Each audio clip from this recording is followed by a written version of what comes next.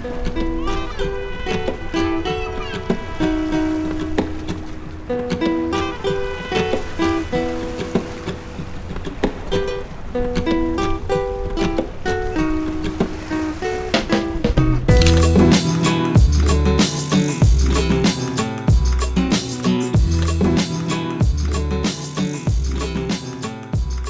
my name is Teetelli. I was born in New York City. I grew up in Greenwich Village during the 1960s and 70s. Everything was changing: culture, pop, art, society, everything, just an explosion. It was during this period that I first got introduced to photography. My father had given me a small Polaroid Instamatic camera. It was just the first steps on what would turn out to be a lifelong ambition and love for photography. I have a very wide palette when it comes to photography, and that really stems principally from being an avid traveler. I've had the fortune to be able to travel to many different places all throughout the world, and I really enjoy seeing all the different spots, curiosities, wonders, fascinations that the world can offer.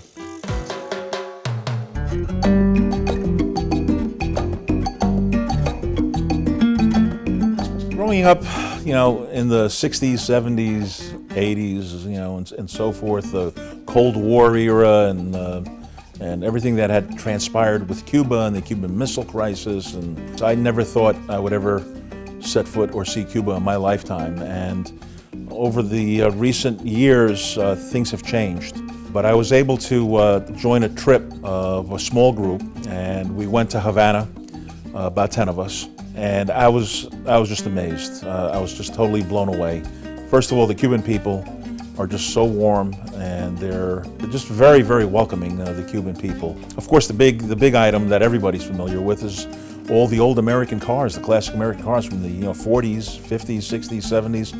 I mean, there's thousands of them everywhere, operating in every street. You cannot go through Havana without seeing one every other block. Usually you see them in clusters from block to block, which was fascinating. More recently, actually just several weeks ago from the time of this filming, I went on a father-daughter trip, and we went to visit Iceland. My daughter had been wanting to go to Iceland for years and years, and I was quite interested and fascinated by it, as well. And we finally decided to book the trip. And I have to tell you, what I saw was it just blew me away. It was just absolutely amazing. The ice cave and the texture, and it looked like honeycombs. It was just fascinating, and it was so blue. It was like looking, at gems. It was just mind-blowing. But Iceland was just phenomenal. The people, the culture, the food, everything was just perfect. And I came back with over 2,000 photographs. And I have a lot more to work on.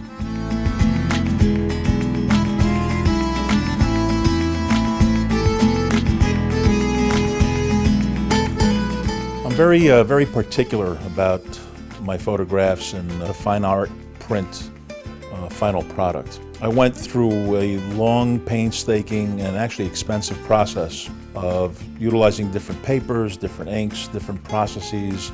You get the right combination that works for my photography and my photographs. And after months and months of experimenting with all these different processes, I finally settled down utilizing Hahnemühle mold paper. The image just popped, whether it's color, whether it's black and white. Once we get past the proof process and we get a final print, and it meets all of my subjective criteria, at that point it'll get my signature. I personally sign every single one of my pieces. I want whoever's buying my prints to feel that they've gotten something special, because it is special. It's there's been a lot of care, a lot of effort that has gone into capturing each image, whether it's traveling halfway across the world and processing and back and forth with proofs and refining it to a point where you have a finished product. And a lot of them never make it; they just get scrapped, along the way. But once you get that product, it's got to be special, and it has to have all the details.